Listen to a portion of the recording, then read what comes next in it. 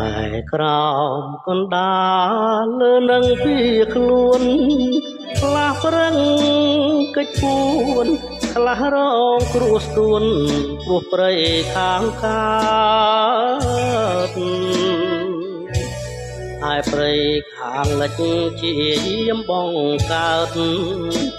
រូបភាពមើលទៅល្អឆើតរំលាយកំណើ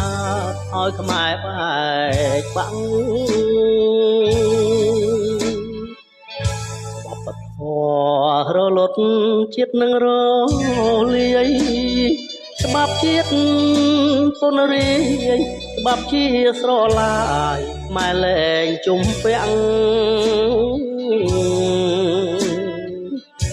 បរទេសឆ្លៀនពៀនប្រឹងដាំងអន់ទាំងឲ្យតែពលរដ្ឋជឿជាក់ការពី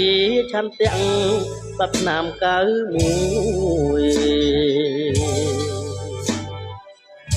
ចាំខ្មែររួមគ្នាដោយច្បាប់អាជ្ញា23តុលាសិលធម៌បញ្ញានឹងអាចលើកស្ទួយខ្មែរគ្រប់ទិសទីត្រូវជ្រោមជ្រែងជួយឯកភាពជាតិខ្មែរតែមួយខ្មែរជំនាន់ក្រោយរួមបានសុខសាន្តទឹកដីត្រូវបំបាយជា3-4បាយតែនងខ្លួនភាសាអង្រួនម៉ែគ្រប់ប្រាន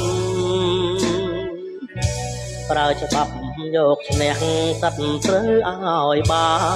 នខ្មែររួមគ្នាគ្រប់សន្តានជួយជាតិ